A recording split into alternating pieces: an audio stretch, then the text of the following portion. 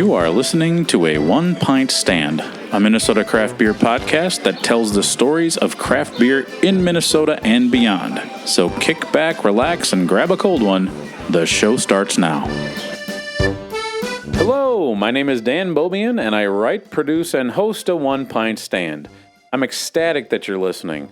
This episode of a One Pint Stand is proudly sponsored by Arbeiter Brewing Company, a multicultural-owned brewery and tap room in South Minneapolis, cultivating a welcoming and safe environment for our diverse community and craft beer enthusiasts. On this episode of a One Pint Stand, I head down to Shakopee Brewhall to talk to their head brewer, Ben Salyards, and event and marketing manager, Maddie Sulwald. Our discussion ranges from topics about the beers that Ben brews, to the unique events that Maddie puts on in the tap room. Spoiler alert, if you consider yourself a Swiftie, you're going to want to start following their social media for a really awesome variety of beer events that may or may not involve Taylor Swift's music. I was also really interested in hearing Maddie talk about some of the challenges of putting on dynamic programming in the tap room that is popular, but also not cookie cutter and the same thing that everybody else is doing. Her perspective was really thoughtful, and I learned a ton from Maddie. You know, Ben, being an industry veteran, has all sorts of great takes on different things happening in our industry. He's got a lot of strong opinions, but he shares them in a very soft-spoken way. I really enjoyed our chat, and I'm happy to report that Ben won some hardware at the Minnesota Brewers Cup Awards. He took home first place for Cinco de Chaco, their Mexican lager. So, let's head down to Shakopee Brewhall for my beer chat with Ben and Maddie. Cheers. Okay, welcome to another on-location episode of a One Pint Stand. I'm your host, Dan Bobian, and I'm recording down here in Shakopee, Minnesota, at the adorably cute Shakopee Brewhall, and I am being joined by Ben and Maddie. Thank you so much for having me here. Yeah. Well, thanks for coming. Yeah, it's my pleasure. And before we start, I've had a few sips of this Bock. Holy malt satisfaction, Batman. This is really good. Yeah, it's one of my favorite beers to make every year. I kind of wish that we could get away with having it on all year, but you know, seasonality or expectation or whatever it is, it really does well right now. And I don't think we want to like test the waters on making 2, 3, 4 batches of it, and then it just kind of going downhill into the summer. So. Yeah, well, man, it's really nice to make right now. It's really it's really delicious. Wow, that's yummy. I like how it's a nice combination of kind of like that. There's a little bit of roast, but I also get like some of the caramel notes of it.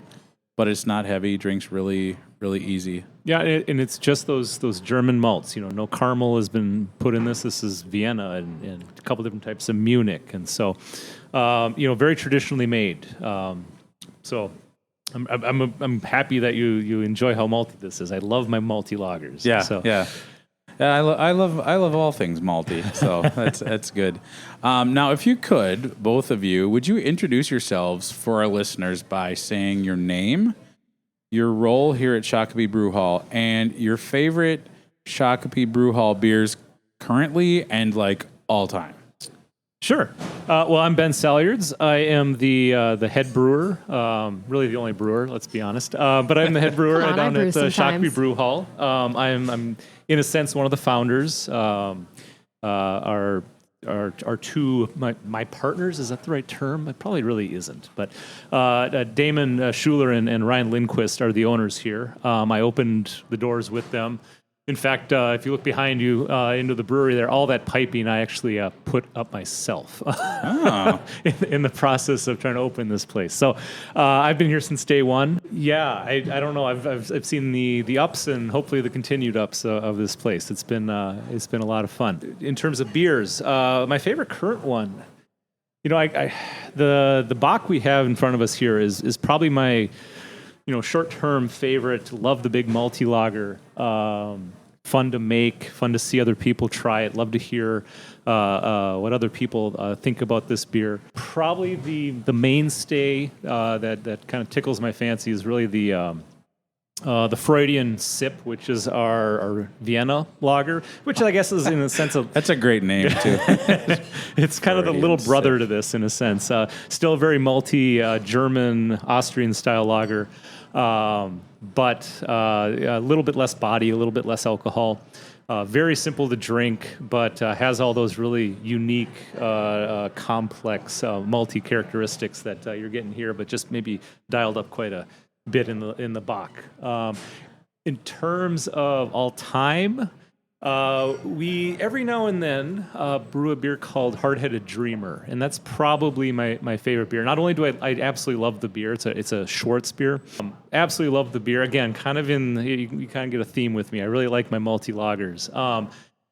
It also kind of holds a very important spot in my heart, though. It's a beer that I brewed. I had a beloved uncle who unfortunately passed away from lung cancer, and was a big beer fan, and I wanted to just brew a beer, thinking about him. And after brewing it, I had asked my aunt, what should I name this beer? And she found some poetry that was written about him by one of their friends, and in which they called him the Hard-Headed Dreamer, among other things. But that's cool. But that was the thing that kind of really spoke to her. So we named it after that. Every time we get to brew it, a little bit of the proceeds go to A Breath of Hope up in the Wayzata there. So it's a lung cancer foundation that I don't exactly remember how many cents of a dollar goes to actual research and help for widows and widowers that have lost families that have lost people to lung cancer. So I really love that beer in so many different ways. And so I would say that's probably my favorite. I mean, it's been 8 years. There's so many beers that I've brewed here now, but that one always comes back to me. Wish we could make it more often. Yeah. Who knows? We'll see. Could happen. Anything's possible these days. So my name's Maddie Sawald. I am the events and marketing manager here at the Brewhall. I think my all-time favorite is probably the Spectating Tennis, which is one of our pastry stout. Was that the Ominous Endeavors series, I think? That was the Ominous Endeavors, yeah. So it's the strawberries and cream pastry stout, right? It was, yeah. It was actually so kind of good. a play on. It was going to come out around Wimbledon, and so I felt like it had to have kind of a strawberries and cream theme to it. Okay. It was delicious. Right now, I'm probably biased because I always go to the 19th Amendment, which is the women's brew beer, and I brewed it. Oh, yeah. So that's usually We're the right one I at go the to end these of days. International Women's Month, right? Yeah. And this year it's a Kolsch. Last year it was an alt beer.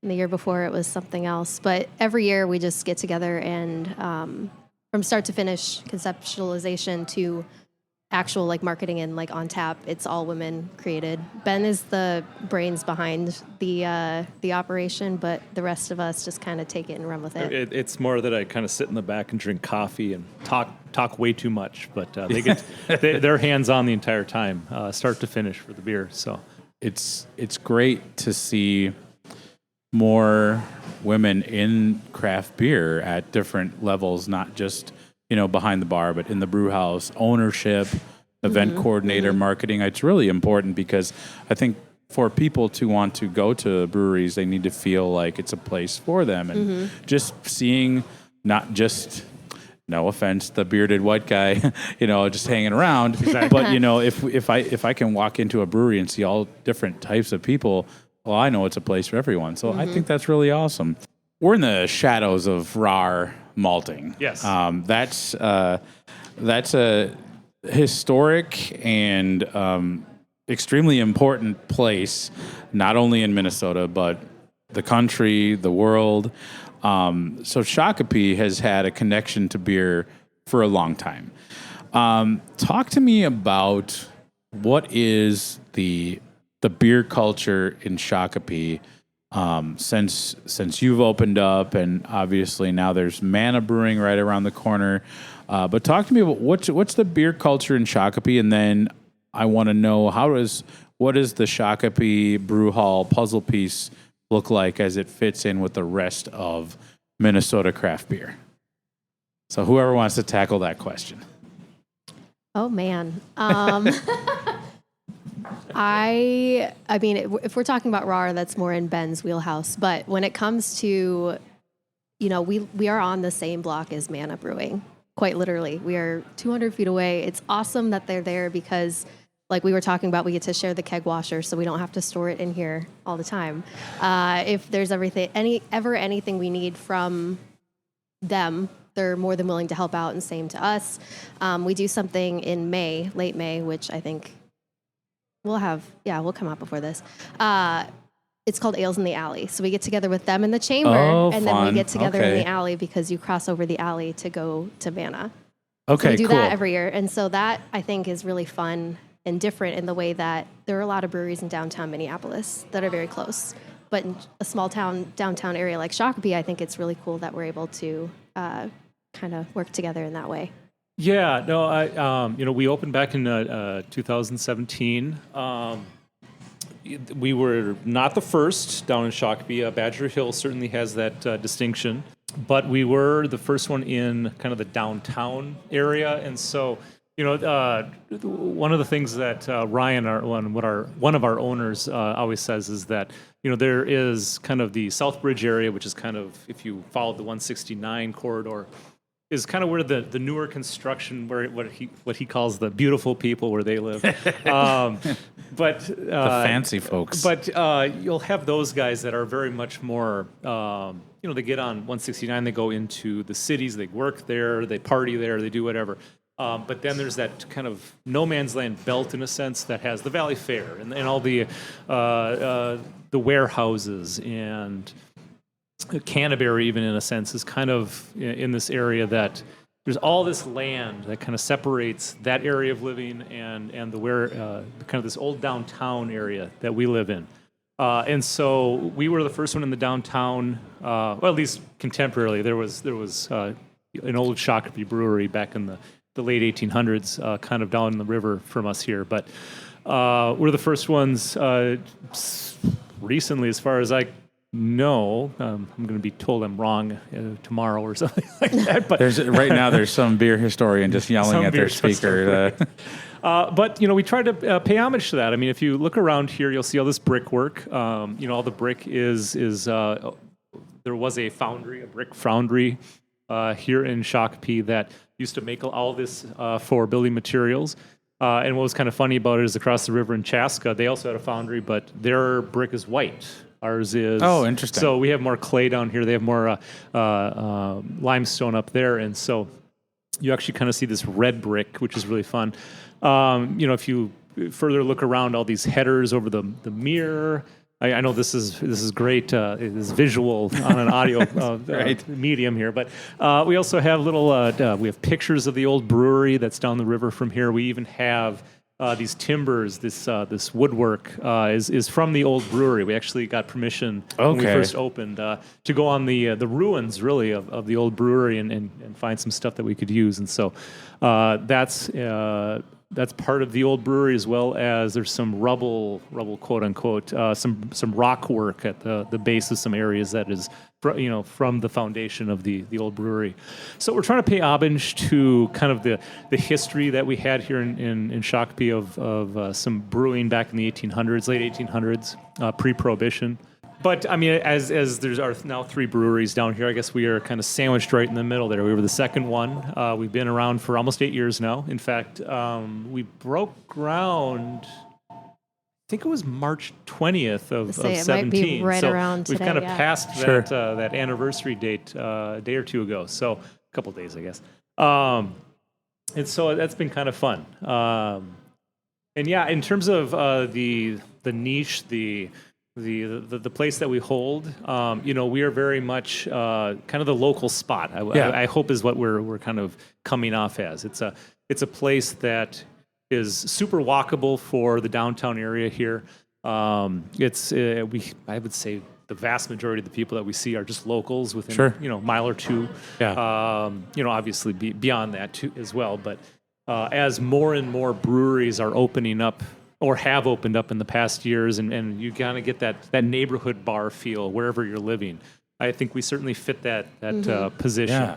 I love that. That's so important for a community to have a spot to call their own. Yeah, and what I have always kind of been a big fan of is, especially early on, the 2012, 13, 14 time, you had all those, the Northeast breweries that would open up, and they were so good, and it was so fun to go see them. But as we got further and further into breweries opening up and the craft was being more honed, I think you started running into more and more people that are like, I absolutely love going up there, but it's 40 minutes. Sure, sure. And I don't want to get up there 40 minutes and pay the fee to, like the Uber or whatever to get up there, or drive. And now I've gone to 4 or 5 different breweries. They're all walking distance. Right, That's yeah. fun. It's a blessing and a curse. But now I got to get home, Yeah, right. Whereas I could go down, I could see my friends, I could see the local people, and then see your walk favorite home. bartenders. See your favorite bartenders, exactly.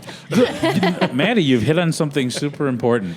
Yeah. Because there are definitely, there's a lot of reasons to go to a brewery. We all have our reasons, but for me, a lot of the times is as I've kind of been around the scene, I kind of started, right when it became legal to have tap rooms, I was starting to kind of, dip my toe and kind of try to wrap my head around it, because I was kind of a novice back in the day.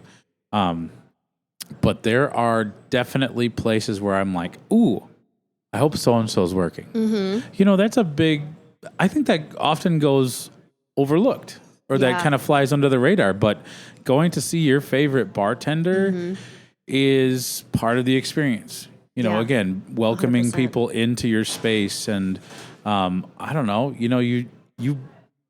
one of the sad things when Northgate closed was, I had gotten to know Tom. I call him Old Blue Eyes because his eyes are like blue as the ocean. And I realized, I'd go there a lot. So I got to know Tom, got to know Erica, a slew of other people. And then when that place closed, I'm like, that was my connection. I don't know these people outside of this space. And then when I saw that he was going to be at Udapils, I was so excited. Yeah. And I was like, Tom, I thought I'd never see you again. And it's just kind of that. It's a special It sounds kind of weird, but that is a big part of it. Yeah. And that's becomes part of the culture. And, if you have a good bartender who is, known, that's awesome. Yeah. That's really awesome. Cause then people are like, oh, I gotta go on this night cause so-and-so's working. And that's a special thing, just another way to kind of connect. One of the things that you kind of mentioned, Ben, about this place is you hope that it is like viewed as the local spot. Yeah. And I think a lot of times when a brewery opens, it's, that's one of the hopes for a lot of people that we want this to be the gathering spot. But, saying it is one thing, creating it is a totally different. In either of your opinions, what do you think, why do you think locals want to come here? Oh, gosh. I think it's two-part. I think it's definitely, so I was a bartender for about 2.5 years before I started the marketing side of things. And so I know damn near everyone, I'd say, damn near every one of our regulars. And kind of that same sense of community where whenever I come in here, even now, I know at least 3 to 4 people. And they know me by name and I know them by name. And so I think that that's really powerful. And we have that with a lot of our other bartenders too. We have coffee regulars, that kind of stuff. So not only do we have great service, we're probably biased a little bit, but we have great service. We also have fantastic coffee and fantastic beer. If you have both, why wouldn't you want to come down here? Right. Yeah. Yeah. Kind of carving out that niche to be not only okay, I'm done with work, or I'm going to go meet a friend who I haven't seen in a long while, and we want to kind of cut loose a little bit, but also in the morning, I'd love to stop down and see, Lisa's working behind the bar right now. I'd love to see her and grab my s'mores latte or whatever you want to get. Yeah. I feel like I'm a little spoiled now because I'll drive by breweries on the way here. from home, and they're not open yet. And of course, they're not open yet because it's 11 in the morning or 10 in the morning. Why would they be open? But I mean, so used to us being like, oh yeah, it's 7, we're open. Yeah, yeah. I know that. So I work in Hopkins, so I frequent Unmapped a lot. And when I heard that they were opening up their coffee shop, I was like, oh, that's so cool. And friends of mine who are teachers that live in like the Glen Lake neighborhood there, they're like, yeah, you can, you'll go there at like 7 in the morning and, you have your coffee, but they always make it very clear, like, hey, if you want a beer, we'll pour you a beer. 8 o'clock. I think that's kind of, that's kind of interesting. Beer. That's awesome. Yeah, I think you can tell when a place has it's very intentional about how to create a community, and I think this place feels that way to me. So I think that's cool. I think that's great. So I want to talk just nuts and bolts beer stuff now because we have to. It's a beer podcast. Really quick rundown. What size brew house? What's your kind of yearly? How many barrels of beer do you brew?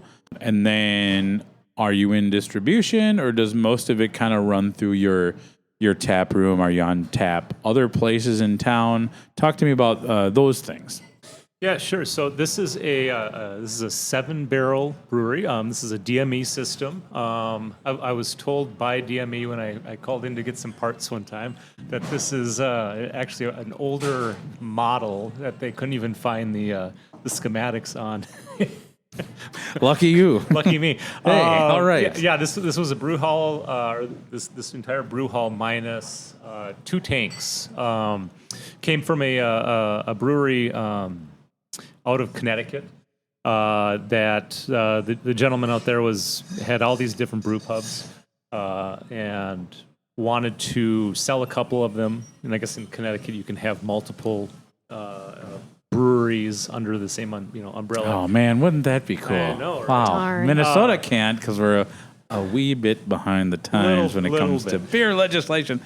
But we were he was trying to sell a couple of the brew pubs, and Connecticut's about the size of my thumb, and so I don't know how he could fit as many brew pubs as he had in that state. But he was getting rid of a couple of the breweries so that he could take that revenue and upgrade into a brewery that's now called Bad Sons out there. And so I went out, I toured it. Everything looked great. We now have a 7-barrel system from day one. We've added to it 2 15-barrel fermenters as we've grown, just for kind of the big flagships, which kind of leads to that question of do we distribute? We do. That's what I thought, but I didn't want to misspeak. Yep, and pre-COVID, we were doing a little bit of keg to bars. We had growlers, as everyone had back in the day. Yeah. When the time came that crowlers was kind of starting to take over, we did get into a little bit of crowlering. But then COVID hit, and what COVID did is I'm not glad COVID hit by any means, but it was kind of an interesting situation for us in that it almost gave us the impetus to get into true distribution. We got lucky. What ended up happening is before the shutdown happened, we had ordered just a single head, kind of a manual canner from a company called October, and it had come in, and suddenly shutdown happened. And so not only could you not come down to have a beer, but a lot of our staff who are, let's be honest, this is not their main gig, right? They're coming down, they're working a couple days a week, but they do have other jobs. They were all getting furloughed or laid off, and so they had nothing to do. So we would say, hey, you want to come down to an 8-hour shift of canning? It's going to be monotonous, and it's going to be boring, but but we'll pay you. And so they would come down, and they would do a couple flats, and a flat or two every hour. And so suddenly we had 16-ounce cans, not in abundance, but enough to be able to go to liquor stores, which were essential at the time, quote unquote. And we could go to them and say, hey. And they were essential. Yes, they were. They still are. I will attest to that. But we would go to them and say, hey, we do have a product that we have available for you in can. You want this? And so I don't know the exact number that we went to, but it was 10, 20, all the way up to several dozen accounts, just all over, mostly in the Southwest Metro here. I think we got down to Rochester. We've been up to He's looking at Oakdale. me as if I was working here during the pandemic. That's true. Yeah, okay. I'm showing Maddie, my sorry, I'm showing my Sorry. age a little bit. Not to Yeah. interrupt, Yeah. Maddie. When did you start here? And you said I started in February of 22. Okay, all right. And you bartended for a couple of years, and then Yeah, and then our worked your way up. events yeah. Okay, yeah, good for you. Yeah. Nice. My uncle is Damon, so the nepotism joke Okay. is it's a big thing around here. But funny. I like to think I earned my spot. Earned her Yeah. stripes. Oh, She's yeah, earned her yeah. stripes here. Absolutely. So, but yeah, we got into distribution that way, and then it's just kind of gone from there. We've upgraded to a Twin Monkey system. We don't have a lot of space back there for multi. Yeah, it's definitely cozy. It's very cozy. That's a good word for it. Yeah, right. So it's only a single head canner, but we went from something like 2 flats or 48 cans, maybe even 24 cans an hour, all the way up to close to 300 an hour, which is still nothing compared to other breweries. Well, sure, but I mean, but you know, a suddenly- brewery your size, Right. that's a big deal. And so that keeps us busy on Mondays. We've even been talking about expanding to Fridays as well, just kind of those two bookends of the week, just to keep everyone happy. Yeah. Yeah, and kind of go from there. And so, Yeah, we have kegs out at the Bowl. We have them at. Do we still have it at Turtles? We have them a couple places. Turtles, Union 32. You know, every now and then we've been on contract at the airport at Stone Arch. Okay. Yeah. So I mean, it's mostly the Southwest, but I mean, I just did a delivery up to Brooklyn Park last week. The Hy-Vees have been really nice to us in the Okay. metro. Like I said, we've been down in Rochester. We're down in Mankato periodically. I mean, I've tried to get up to Duluth. That's where I'm originally from. It'd be nice. Oh, sure. It would be nice if my Can you dad play the could get- local card, bring in your I've yearbook tried. picture, I and be really like, hey.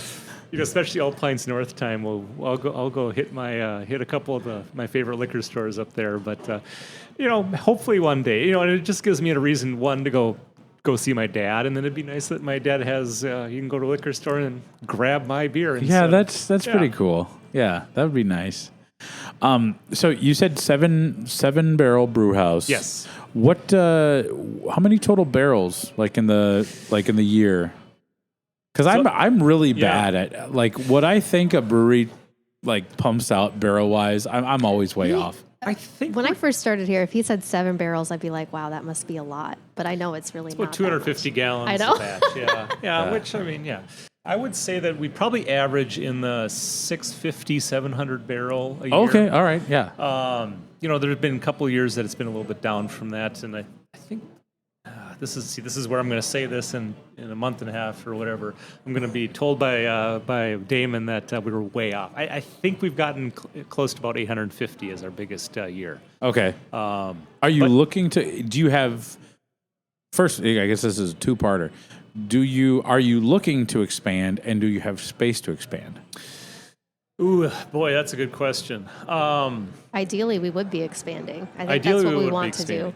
I mean, We just the do problem not with have Minnesota the brewing space. is that you can only have one forward-facing tap room. Right.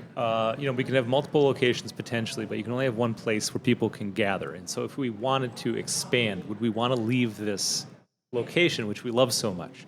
It's downtown. Right. You know, that was one of the things that our ownership really wanted to drive home when we opened. We wanted to be in a downtown location, and that's why Shakopee made so much sense to them, is because they both live here.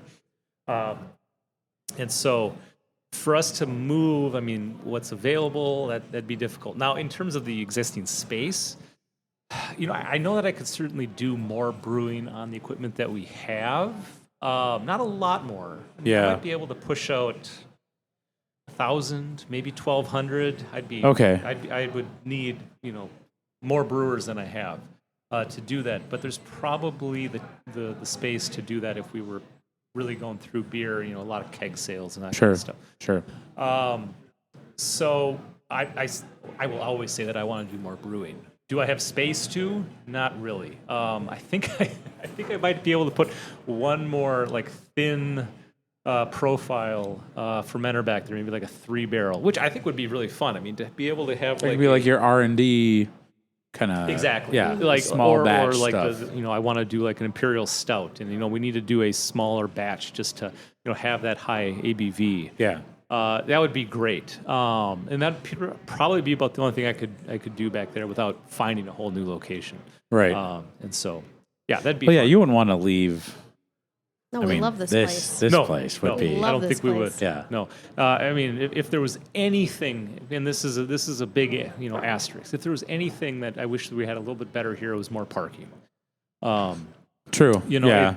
And it's not like I did get the spot right. I mean, I'm never moving my car. This is the closest thing to Rockstar parking I've ever had. This is great. Yeah, it's a little. It's not bad, but it certainly wouldn't hurt to have a little bit more parking, side street parking in front of us. Actual marked parking. That would never be a bad thing. Yeah. But other than that, I don't know why we would ever want to leave here. We talked about how you make the beer, the capacity for that. Now, I want you to kind of walk me through the beer lineup at Shakopee Brewhall.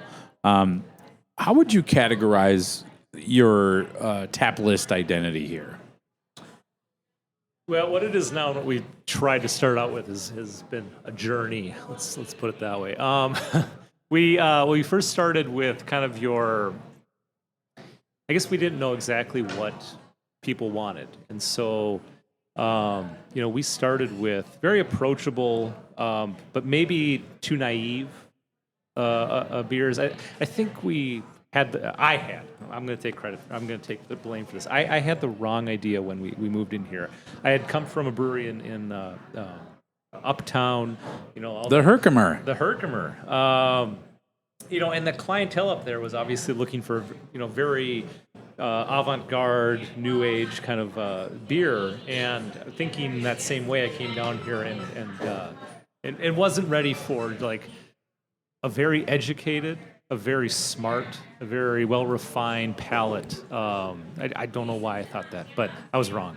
And our clientele. I think you're probably making the best possible assumption you could. Well, thank you for saying that. Right? But I mean, we very. I've been a teacher for 23 years. I'm used to putting the positive spin on something. Yeah.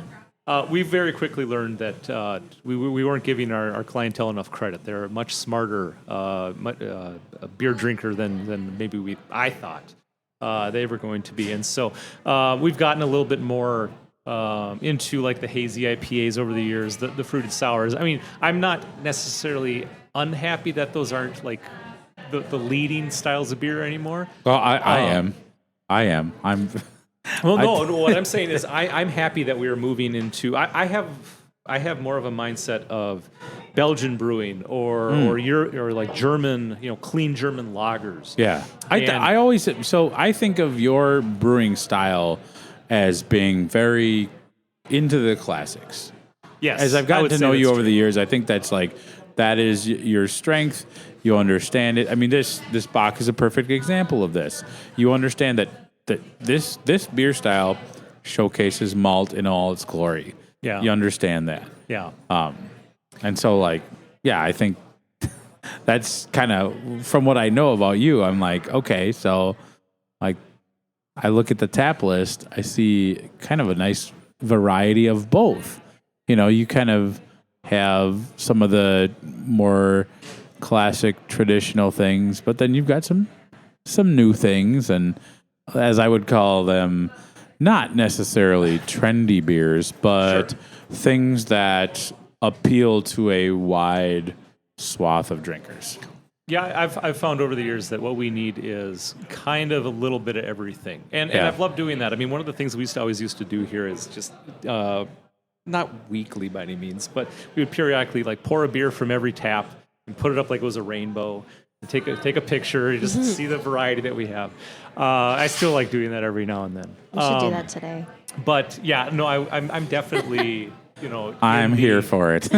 I'm definitely in the classic brewing tradition. It is hard for me to get onto IPA trends, for better or for worse. I was very slow on the hazy trend. Yeah. Just because I fought it. Why? Why was that? Why do you think that is? Because I think a lot of brewers are like that. Let's break that down for the listener. You're my therapist now. I'm going to have to pay you. How old were you when you first discovered Citra? When you first decided not to brew an IPA. I mean, let's be honest. The first hazy beer Not the first one, but the one that kind of took hold and was like, okay, I think I'm starting to understand this brewing style. I called Fine Whatever. And the whole reason is because we were sitting next to our turtles, and for the 7,000th time, Ryan is in my ear. Yeah. Ryan is in my ear. One of our owners is in my ear saying, we got to try it. We got to do it. And I was just like, slam my hand, like, fine, whatever. Let's do it. I don't care. And so it's been a learning process. And I like the style. I've developed a palate for the style.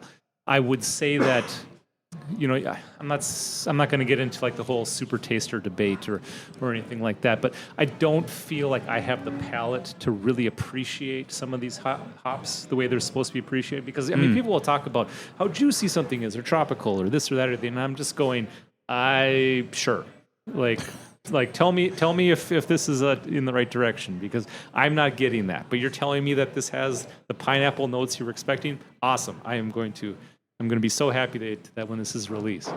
And I've gotten a little better at that. I think the reason I fought so hard, though, is I think I am too traditional. At least maybe I've moved away from that. But I think I was too traditional. And it was just, I don't want to call this an IPA, because an IPA to me is bitter. This is not a bitter beer. Call it something else. This is me on my soapbox right now. He's angrily shaking his fist at a cloud. Everybody, exactly. But I don't know why. It was just I was in my own head. Like, I certainly couldn't disagree with its popularity. I mean, that was obvious. Yeah. I just, for some reason, didn't want to admit that it was going to be here to stay. Maybe that's the way it was. It's just, the cold IPAs of the world and the brute IPAs of the world have come and gone. And I know that some places make them really well, and they still make them, and I think they're great. But they were a little fleeting. Hazy IPAs, no, they're here, and they everyone, myself included, especially, needs to just admit that they're not going anywhere. And so I think when that was blatantly obvious, I really have started to appreciate them a little bit more. I'm not going to say that I'm going to ever compete with like Black Stack or Modest or any of those guys. Because they're really good at what they do, and I'm never gonna, maybe Minnesota Beer Awards wants to tell me otherwise, but I'm never gonna be the one to. I know it seems like Minnesota Beer Awards tell you a lot of good information. You've got quite a few up there. But look at what they are. They're all those it's Vincent and Freud, isn't it? Yeah, Vincent and Cinco, and I do have a hard-headed as well. Oh, okay, so. yeah. Oh, that's got to feel really good, especially to the backstory really of that beer. Yep. So you've said a lot that I want to kind of pick apart here. Sure, but I think it's like, yes, that trend is still here. I think the problem that a lot of people have with that trend is that, when something is popular, everybody wants to replicate it. And I think there was this misnomer that hazy IPAs were a pretty easy style of beer to make. They're not. No. You really have to know a lot about water chemistry and manipulation of ingredients, and there are really no shortcuts. There really aren't, no. But a lot of people were doing that. And I think for me personally, that is what really just annoyed me about that just absolute, surge. All of a sudden, brewery A, B, and C were taking off all their, their amber ale is gone. Their, their oatmeal stout is gone in favor of these 4 different hazy IPAs that none of them were really good, but they're like, well, this is what people want. And I think that's the problem with beer trends, is that people don't want a crappy iteration of something. So if your wheelhouse is malt, why would you deviate from that? Right. And I think that there's also that economic pressure of like, yeah, it's great to be in the brew house and be brewing what you like to do and brewing what but also the consumer really drives. Mm-hmm. You were a bartender, Maddie. People coming in, I'll have the hazy. I was at 3 months ago. I was at Town Hall Brewery, and there was like that place is a really interesting spot because it's, just to me, the epitome of beer tradition.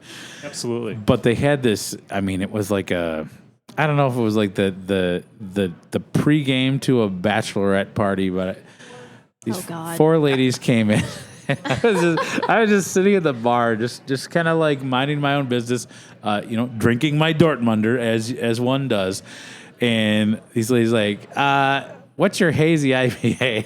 And the bartender's like, we don't have one. And I was like, I was in heaven right then because I'm like, yeah, they don't have one because they don't need one. And I think this is not to throw shade at anybody who does a hazy IPA. People that listen to this show know how much I love lupulin, and their hooey, their blissful ignorance, all the other hazy IPAs, they're all really well made. And I think the nice thing about that style is it does showcase hops in a different way than a West Coast IPA does. You don't have so much piney bitterness. It's more juicy. But like we had everybody and their brothers doing these beers, and like I felt like 1 in 10 of them was drinkable. And so then the problem becomes, all right, if my first interaction with craft beer is drinking a very poor version of a hazy IPA, and it's gross, and it's not bright, it's not juicy, it's all the bad things that were happening, then I'm going to associate that negative experience with craft beer. And I feel like it's almost like the industry kind of like, in some ways, was shooting itself in the foot, because the whole reason craft beer exists was because people wanted different. They wanted a variety of things. And that felt like kind of circling back and moving in the wrong direction. So I get that. I get that. I think there needs to be, yes, does a brewery have to have a good hazy IPA on tap if they understand how to brew that? Absolutely. People are still clamoring for it. The style, from what I understand, was kind of an accident. The Alchemist Brewing out in Vermont brewed a beer, and it was like crazy hazy. Like, that's why they said drink it out of the can. Right. They didn't want to pour it in the glass, and now it's like, now it's like, what is this, orange juice with some foam on the top? It's just a kind of a weird phenomenon. So I think now we're at the point where breweries have figured out, okay, you need to have like 1 or 2, but we also have to kind of, and thankfully, I don't have any numbers to support this, but this is all anecdotal evidence. But going to tap rooms, I'd say in the last 1.5 to 2 years, 3 years, I'm starting to see more and more. Sorry, somebody's playing Pac-Man in the background. I'm starting to see more and more classic styles shoulder to shoulder with some of the hazy IPAs and different things like that. So that was kind of one of my favorite things to do, is bring something historic or esoteric. We've done a Pivo Grodziskia here, a Greitzer. Oh, yeah. Kind of a smoked wheat beer. I've tried my hand at Sati's. I've tried my hand at, really anything that I'm allowed to do. Yeah. Do we have the budget to try something weird this upcoming month? I'm all for trying something a little bit different. And so yeah. Well, now I'm looking at an empty glass. Everybody's got like less than a quarter of a pint here. So I think this is a good time to take a break. When we come back, I want to get the event marketing perspective of what happens when you put on an obscure style of beer. That how do you market that? So this is great conversation. She's shooting daggers at me as I'm talking about That's right. Maddie's now brandishing a tire iron. So we're here at Shakopee Brewhall in Shakopee, Minnesota, and you're listening to a One Pint Stand. We'll be right back. Hey, thank you so much for listening. Hopefully you are enjoying a One Pint Stand. My aim is to help spread the word about craft beer. Enjoying craft beer is a passion of mine, and I love chatting about it with other people. A One Pint Stand has a goal of helping breweries tell their stories. I love to get out in and beyond Minnesota to visit breweries, beer bars, and meet other interesting beer people. If you are also into those things, you probably want to keep tabs on the show. So go ahead and follow A One Pint Stand on Instagram, Facebook, and Blue Sky. I also started a TikTok account because I was tired of Charles calling me a boomer for not having one. I would also appreciate any and all positive reviews on Spotify and Apple Music or wherever you listen to your podcasts so that other like-minded craft beer listeners will be able to find us easier. If you want to be a supporter of the podcast with some of that extra change you find in your couch cushions, I've got a Patreon. There are 3 different monthly levels of support, and they're priced at $1, $3, or $5 a month. Now, if you pledge at the $3 or $5 monthly level, you get some pretty cool perks. So go to patreon.com and search A One Pint Stand to check it out. I'm happy to say that we're up to 22 supporters, and I'm hugely excited for what that means for the show. If you like reading about craft beer, check out my written work on aonepintstand.com. I love to write, and that's where you can find a lot of written content that covers both the local beer happenings and my craft beer travels. I truly appreciate you listening and taking time to enjoy our stories. Now, before we head back to the show, I want to talk about this episode's sponsor, Arbeiter Brewing. They always have so many cool little events happening throughout the year, but May is special. On May 10th, now make sure to pause the episode and write this date down, folks. You back? Okay. On May 10th, Arbeiter will be hosting their annual Asian Phoenix Festival. The festival will feature Asian performing artists, makers, and food vendors. They'll also have face painting and a bouncy castle for the kids. This brings us to the beer. Arbeiter will have a special beer release on the 10th as well. A Makgeolli lychee sour ale. For those who don't drink alcohol, they'll have an NA Singapore Sling mocktail as well. Both will be limited and more than likely will sell out that day. Arbeiter will also have a limited run on their Toki Rice Lager t-shirts. The long sleeves were a hit last year. This year, you can show off your pipes and your love of Toki at the same time. Read more about Asian Phoenix Fest at arbeiterbrewing.com and make sure to follow them at Arbeiter Brewing on socials. How about a beer? All right, we're back at Shakopee Brewhall down here in Shakopee, Minnesota, and I'm being joined by Ben and Maddie, and I've got a fresh beer, and this is the 19th Amendment. It's a Kolsch. We talked about it briefly in the first half, and you said this was the all-woman brew from start to finish, from the idea of the style to the brew, and I will tell you that it turned out quite marvelous. It is a tasty I'm a big beer. fan of Kolsch, so this kind of hits the spot for me. So it'll be the perfect beverage for the second half. So. The first half we talked a lot about the beers, and now I kind of want to talk about the tap room. And I oftentimes love to doom scroll social media because I feel like it really increases my blood pressure. But the thing that really calms me down when I find out that close government military secrets have been just sent out to a group text is that I see that breweries are doing really cool, fun things in the tap room. And Maddie, I don't envy you because I can only imagine how difficult it is to figure out what type of events are going to bring people in.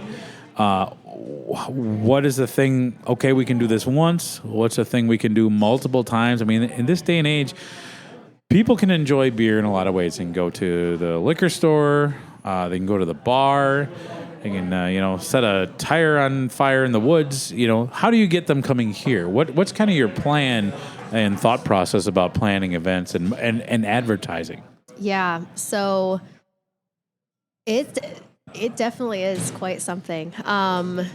We do our flagship events, like we just did our Bach party. We do an anniversary party every September. But outside of that, it's just kind of throwing things at the wall and seeing what sticks, I think is the best way to put it. We have a lot of regular weekly events, like we do trivia every Tuesday.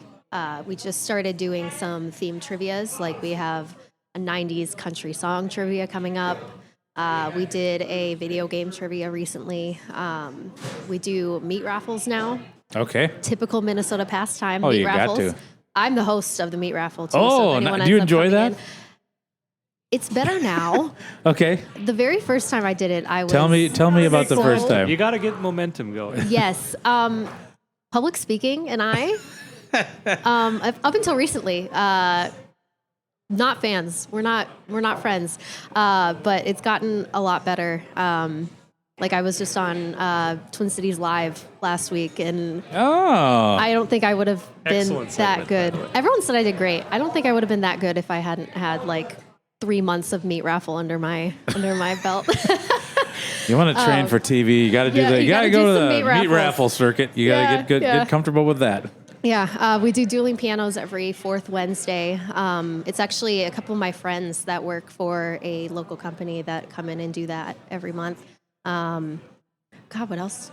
Just like random other things that just pop into my head. Like we did a Taylor Swift night in. This is actually before I Which took is this position. insane. Yeah, She's done it twice now. 3 times actually. Three. So the first one we did was before I took the event position here, and we hit capacity within the first 30 minutes of the event. Okay. And capacity, for those who might not have been here, the fire code says 200. I don't think we can fit 200 people That is in here. ass to elbows. Yeah, I was gonna Yeah. say 200 people in this Yeah. in this space. It was dead of winter January, and it was packed. We ran out of everything that day. I don't think you could move without doing that Minnesota nice, like tap them on the shoulder. Oh, excuse me, I got to scoot I right gotta by Yeah. there, switch you by. know. Yeah, wherever you ended up in the tap room, that's where you were staying that day. I kind of like that though. Yeah. I love a good big crowd. Yeah. It was one of those days where if you looked out at the main drag out here, you couldn't see it because the windows were so fogged. Because Yeah, there were so many people. Oh, in here. sure, yeah. Oh my god, it luckily was so we have cold. lots of doors to get out of. So give me the detail because I missed it. I missed the Taylor Yeah. Swift. Tell me what does that event entail? Yeah, so the first one, it was, I'm friends with a lot of musicians. So a bunch of my friends came in and did a cover band type thing. We did trivia, we had themed drinks. Okay. It was actually really fun because this was back before she released like her most 2 recent albums. So there were only like 10, 11. And I paired a beer that we had on tap to each of her albums. Oh, that's fun. So that was fun. We had what we called the lavender haze lemonade, and people still ask for it. It's just a lavender lemonade. People ask for it to this day. It's crazy, but obviously it worked, and I think that's what really pled my case for them to hire me for this role. Is probably that, because then we did it again in April for her Tortured Poets Department release. And that was pretty crazy too. Okay. And then we did another one in January, and that was super fun this year. So that's kind of the best way to get a job is show your employer that like, hey, Yeah. I'm a necessary. This is all me. I was can like, do I this. have this crazy These are the idea. things I can do. Can Is we? there when you kind of like sit down to plan an event? Is there a formula, or is it just like okay? I think the best part is that there's no formula. Yeah. It's kind of whatever idea comes into my head happens. Do you like that, or is it kind I of think like it's intimidating? fun. Do you feel pressure? Like okay. I mean that Taylor Swift thing was bonkers. How I've got to recreate that. Yeah. Is that scary or intimidating? I try not to think of it that way because I'm very much in the camp of let's just see what happens. Yeah. Let's try it once. If it works out great, sure, we can maybe try it again next year and see if it does the same, or maybe do similar events. Yeah. I don't know who is as high as Taylor Swift that could bring that kind of crowd, but you know, Yeah, I can't. Not off the top of my head, I can't think of. yeah, especially like- for people to drive like 40 minutes to an hour to get here. So who came the furthest? What was the? I think it was probably about they drove an hour because then they were upset that they came and they couldn't get in because it was past capacity. That's good. Sorry, we're at 208. You're 209. You got to wait out here. Our then taproom manager, Sean, was out of the country. And so I literally had to call Damon, the owner, and say, hey, I need you to come work the doors because we can't let anybody else in. And I don't think I've ever seen him smile that much that he did that day. He was very happy. Yeah. For a January event to go that crazy. That's a good problem to have because, correct me if I'm wrong, but January and February are like historically the worst sales-wise. Yeah, I mean, I don't know how much of it is like the whole dry January kind of craze or if that's always been the case. I have no idea. But it is always a little bit slower. It's kind of funny because, if I look back at my notes over the years on brew days, I probably brew more in January than maybe any other month. Just in terms of number of rotational beers. And yet, January's slow, February's slow, and then suddenly March is like number one. Mm-hmm. Oh, yeah. Well, it starts to get a little warmer. It gets a little warmer. Yeah. I mean, St. Patrick's Day hits. Yeah. We have our Bach party that hits, and then it's just we're already in the spring and we're off to the races. Yeah, exactly. Yeah. Before we even get the patio. So. Yeah, we don't even have the patio out right now either. Where do you?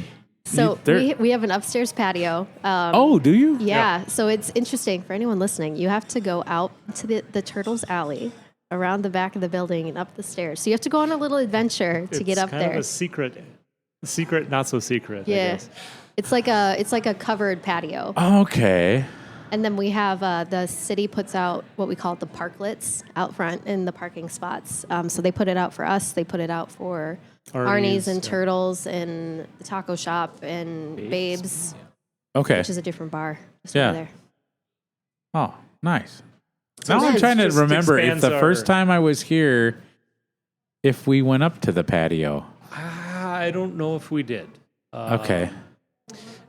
Because it's open to the elements. It's not really something people want to go up to in the wintertime. Okay, yeah. But it's super nice in the spring, summer, fall. Especially on Wednesday nights when we have the concert series down here. Rhythm on the Rails. Rhythm on the Rails. People will just sit up there and listen to the music, kind of filter through and enjoy a pint. And obviously you gotta have a TV up there just in case. And it's a nice little like spot. Breeze coming through. Yeah, it's a great spot. Yeah. Yeah. So when you're thinking of planning an event, do you start with does it have to have a theme, or does it have to, are you looking to try to think about the demographics of your tap room and thinking about, okay, who comes here regularly? We really don't need to give them a reason to come. They're going to come anyway. Who are you trying to loop in? Or what are the kind of little blind spots maybe where you're okay, we don't see a lot of this demographic. What can we do to, kind of throw this group a bone and try to get them in the doors? Yeah, it's really interesting, especially when I look at our audience breakdown, just even on social media. The shocking part to me was that it's overwhelmingly women. That's great. Which is awesome. Yeah, that's really awesome. Which is not at all what I expected when I took over this position. Because, you think craft beer, you might think more male-dominated. Oh, yeah. And that's not the case. Yeah. At least in our demographic. And so then I try to do a lot of themed events. We're doing a Barbie-themed event coming up in a couple weeks. Okay. Which that will have passed by the time this comes out. But just finding those different things that bring in the younger crowd, because our regulars are not shy about telling me I'm not going to come in for that, and I'm like, that's okay, you don't have to. This isn't meant for you, and that's okay unless you really want to come. And so then when those people come in, it's really nice to see. I'll put out surveys and I'll talk to people out here and be asking them, what do you want to see? Yeah. If you could throw an event somewhere, what would it be? Is there something I haven't thought about? We did a few Dungeons and Dragons nights around here. A little weird ones like that. I'm part of a brewery event marketing networking group, actually. Put on by Rachel. I don't remember her last name, but she's out of Inbound right now. And so she puts that on every few months. Okay. And so we get together and what a great ideas. thing. I didn't even know about that. I know, isn't that crazy? But it's genius. It's so good. It's such a good idea. Because don't you think maybe this is just a stupid assumption, but I think people are like, well, if it works in downtown Minneapolis, it won't work in a third, fourth ring suburb. Not necessarily, though. Right? Yeah. Exactly. Yeah, and it's fun to get together. Fun, yes, right? And it's nice to get together with them because sometimes they'll be like, oh, I really wanted to do this, but my manager said no, and I'm like, you know what would be so great is coming and bringing it back to the brew hall, where very rarely does anyone tell me no. That's huge. Yes. Rarely. She just bats her eyes at Damon. They tell me no about budget, and they That's say where yes that about nepotism ideas. comes in. Yeah, It's right, handy, right. handy to be. No, Damon and Ryan especially are really open to the idea of anything. Like, I think we were one of the first ones to do like a genuine Taylor Swift themed night. I think someone can totally tell me I'm wrong, but it was when her Eras tour, she took a little break, and it was in the middle of that, and I was like, let's just see how it goes. Strike while the iron is Yeah. hot, kind of. Especially as a lifelong Swiftie, I was like, we'll just see. We'll try anything here. We will try anything. We want you guys to come in and everyone to enjoy, but we work with youth groups, youth sports groups who come in, do bingo nights and stuff like that. Mm-hmm. We say normal as if it's your everyday person trivia. It's very esoteric, that's for sure. Oh, It okay. Very is. difficult. Because when I think trivia, I think Trivia Mafia, because No, they've kind of this somehow We've cornered the market We've on worked with them before. trivia. No, this is I like to think I'm a pretty smart person. I'm shocked if I get 2 questions right. Oh, that's some serious. That reminds me of trivia at Merlin's Rest. Oh yeah, absolutely. They would have a Sunday night trivia, and the nice thing about that was it started at like 7 or 7:30, but it was done by 9:30. So on a Sunday night, I could still go out on a school night with some of my teacher friends, have a couple back in the day. Like, again, we're talking about Northgate again. Northgate had a beer called Red-Headed Piper that was made exclusively for Merlin's Rest. So you have a couple Red-Headed Pipers, some fish and chips, trivia. I was in bed by 10. That was like that's That like sounds like a great the night. perfect Sunday night for me, because I'm old. But that was like, there was always a theme, and if you were really on your game, you'd figure out the theme by like the 5th question, Yeah. and then you had a definite advantage. Is it kind of like yes, that? 1,000,000%. Yeah. See, I There's love always that. a theme to his trivias. I don't know if he still adds that in as like a bonus point or not, but if you get the theme, he'll play like a musical interlude in the middle too. Yeah. That surrounds that Oh, that's theme. so fun. Okay. But it is definitely not easy trivia. Yeah. That's for sure. That trivia should be hard. It should be, Yeah, make but you think. it's nice sometimes when they like throw you a bone and just Yeah, give you an yeah. obvious answer. So you don't Yeah. get like your morale doesn't get dragged through the mud, That's true. Yeah. There's plenty of other ways that There's- society can drag our morale through the mud. We don't need it to happen. Oh, when on- everyone gets it wrong, it doesn't. Yeah, that's true. If everyone gets it wrong, then it's kind of whatever. The winner with 3 points is. Yeah, right. So it's 2025. What's a like surefire way, if we've got other marketing event planners listening for breweries, what's one surefire thing that you would say this is something that will play in any tap room? What's an idea that you would throw out there? I'd really like to see more live music, I think. But I think that'd be fun. Like just finding not only things that have historically brought people in, but then find new ways to do them. Yeah. Well, you said you do a lot of listening to your patronage, which I think is really important. I don't know how many people do that. I think there's a lot of times where like people are overthinking ideas, and really you just need to ask the people who are already here 2-3 times a week, what more do you want? What's the craziest idea somebody has brought up for Oh an my God. event or something where you're like, that sounds a little weird. I'm in, Yeah. what's something? I mean, this is one that I continuously get from people, and this is after our old taproom manager, Sean, took everyone to Europe, is everyone has been breathing down my neck for a Sound of Music night. Got to do it. Every person. And it's not even that I don't want to do it. It's the I could licensing see part. that. Sure, because you have to. Yeah, we have to find some way to do it.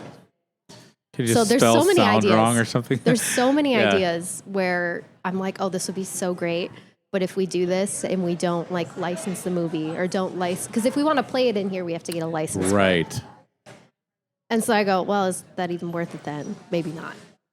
Yeah, that would be a little tricky, but I love like a theme. That's a fun theme. And I mean, with music, it's pretty easy because you can just pay BMI and ASCAP and call it good. Yeah. And just pay them royalties and call it good for whatever songs you might play. But then the movies get to be a little extra because they want to do a sing-along. Yeah. Oh, that would be so cool. They want to do a sing-along. That would be really fun. Yeah, that would be. I could see that'd be outstanding. I know my wife would be all over that. I'd stay home, but I'd send her down. Yeah. She loves the sound of music. And okay, so in this day and age, I think in Minnesota, and this is a good thing. I think some people might disagree, but so the tap room bill passed in 2011, and all of a sudden people can have tap rooms. They started popping up everywhere. There was a while where I think opening up a brewery was seen as a surefire way to make some quick money.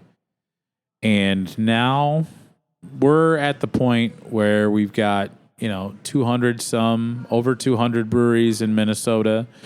I think the collective beer intelligence of the average person walking in the door of a brewery is much higher than it was 10 years ago.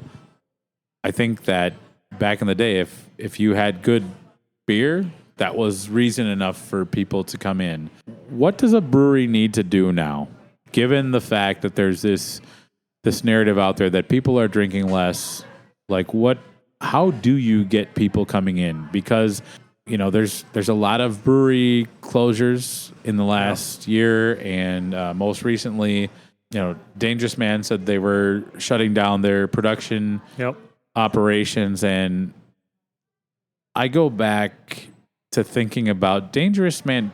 I can't take credit for this idea. Somebody, I think it was Tim Matson Collins, the head brewer at Head Flyer, said that Dangerous Man beer was the vehicle, but that wasn't the reason why everybody loved it.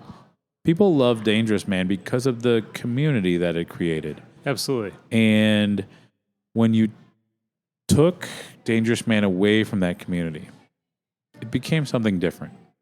When the Northeast tap room for Dangerous Man closed, that chapter closed for Dangerous Man. It had to come out something different, and it just didn't take. I think that not every place is able to build a community like that. So if you can't have that organic, from the ground up community, how do you get people in the door? Does it take specific events? Does it take Taylor Swift nights? Does it take trivia? Or can it be that we're just like the neighborhood place to hang out? We've got great bartenders. The bartenders know everybody. I'm a sucker. I don't know if this is like, I'm a sucker for like marketing or easily manipulated, but if I go into a place and the barista or the bartender knows my name, I'm like, okay, I'm coming here all the time. There's something to be said for a sense of belonging. What are your thoughts on that, both from the brewing standpoint and the marketing event planning standpoint? Yeah, I mean it's hard because I would have told you a couple of years ago that we were trending towards, as an industry, we were kind of trending towards whether it's a return to or just kind of the new concept in the existing people, the existing customer. But like the local bar was what we were kind of aiming for.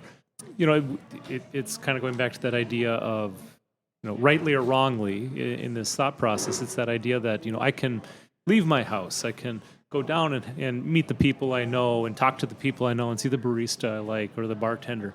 And have a pint or two, maybe even be like a lifetime member there or an annual member or something like that. Yeah. And there was capital in doing that. You weren't just like a nameless face. But then you see some places like Revolution up in up in Halleck that they're not, I don't believe they're competing with anybody. I mean, maybe the dive bars around them, but they couldn't make it work. And so maybe that thought process isn't right. I don't know. But it does feel like at least for us, we're able to appeal to people that are within a mile or two of us. And yes, of course, we always want people that are getting in their car and driving down here and crossing the river to see us.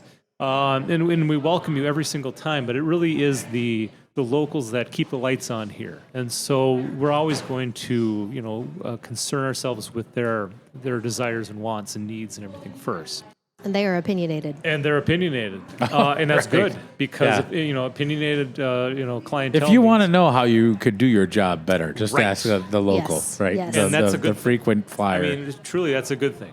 That they're saying, I absolutely adore this place. I've been coming for 5-6 years. I'll look at Untapped every now and then. I'll notice some of the names, and they'll give me a 2.5 stars sometimes, and I'll be like, okay, I'm going to take that opinion a little bit more. Jim. Yeah, exactly. I'm going to take that star rating or cap rating or whatever it is, to heart, because I know that their opinion. They want us to succeed, right? And so. This isn't coming from malice. It's not coming from, a sense of, like I'm comparing you to a brewery 400 miles away that does this style better, or at least better in my opinion. Yeah. They want me to succeed, and so I take that to heart. But we are in a time period where it's true. It is. Call it a bubble burst. I don't know if I agree with that or not, but we're in a stage. When people use that right. that phrasing, I'm just like, that's not what's happening. But there is less foot traffic. Every now and then, and so how do we prepare for that? That's more the issue, because we can look back retroactively and say, okay, well, last month this happened and the weather was sucked and we've. The parking was bad because they tore up the street for one reason or another, and so let's blame that. But how do you plan for that next year when it's 70 degrees out? It's not 40 and windy, or and the foot traffic may still not be what we're looking for. So it's difficult. We at least on my end, I'm trying to make the best product I can, which I hope is a good product. I think it's a good product. We do. Well, you're 2 for 2 on this visit. Well, both thank of these you so beers much, have sir. been pretty tasty. Well, actually, he's 1 for 2. Well, he's because I guess I made the other one. You brewed this, Maddie. You're 1 for 2. Yeah.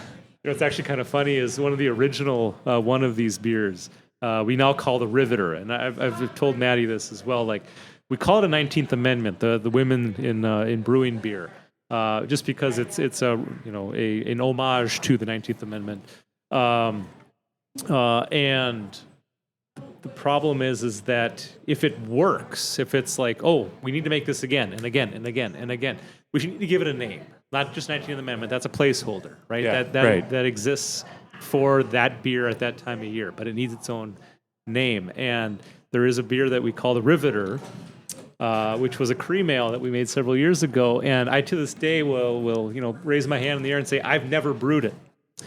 Because, cool! Yeah. Every time it was brewed, one of the ladies that works here was brewing it for me. I might have been in the background. I may have been telling her, nope, clamp on that one, not on that one. But I never touched the beer. It was always one of the ladies here, and so I very much would be more than happy for this beer to kind of fall into that niche as well. And so Sue's making a very pointed comment to me is what's happening right now. You or Lisa, although Lisa's not here to defend herself, but I think it's important that I think one message that we need to collectively get out there to people is that if you love a place, love a like a brewery, you love a certain beer, get in there and support. There's always this comes up every time a place closes. Oh, their beer was so good. When's the last time you were there? Right. And so it's like, I think there's so much choice out there, but people really need to understand, especially for a small business, a local coming in here once or twice a week and having 2 beers. That is so essential to the survival of a place. And people just oh, what's the big deal if I don't, go here? Even if you don't come for beer, come for coffee, or just like come so and try occupy the space. And the idea of like breweries being like a third space. It's not your home, it's not your work, but like coming and getting to know your community. And like I tell people, like, breweries are a great thing for society, especially now with our political landscape being what it is that I walk in the door, somebody who's completely on the other end of the political spectrum as me walks in the door. We at least have one thing in common, and it's beer. And we can sit down and have a civil chat, and we can start with beer. And, I think there's something to be said for coming into places and talking with people. And I know that, like, a lot of people will say, well, that kind of got interrupted by COVID, but like, we're back from COVID now. I tell my students all the time, I'm like, do you ever just put your phone down and talk to a stranger? Like, no, why would I do that, Mr. B? I'm like, well, that's part of the fun of life. If you can get out of here, if you can put that phone away. I worry about our society if we lose that. And so I think that breweries are a really important part of the human experience, and you facilitate such a great opportunity for people to come in and meet their neighbors. And, if you live in Shakopee, even if you don't live in Shakopee, come on down, have the experience this. Like, it's such a cool vibe here. The beers are solid. Like, you couldn't ask for better. Come on. When's the next, have you thought about will there be another Taylor Swift?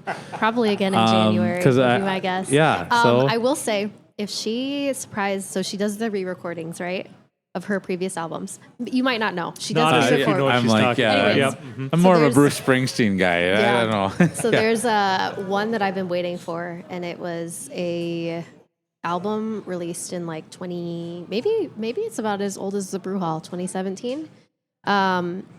That it's like one of her last 2 albums to re-record, so that she like essentially takes back the rights from the entity that owns the original recordings. Oh, okay. So she's been recording her entire discography again and releasing new songs. So as soon as she drops Reputation, Taylor's version, there will be another one here. Trust me. Okay. You didn't know you were going to be a Taylor Swift fan. Yeah, you're getting the whole like I'm rundown. learning so much, and I love that. I think my grandpa used to say, the minute you stop learning, you stop living. And so I feel like, I'm learning a lot. Yeah, people thought that they were logging in to hear about Shakopee Brewhall. Right. And they're getting a Maybe I crash need to do course a in Taylor Swift podcast. That would help.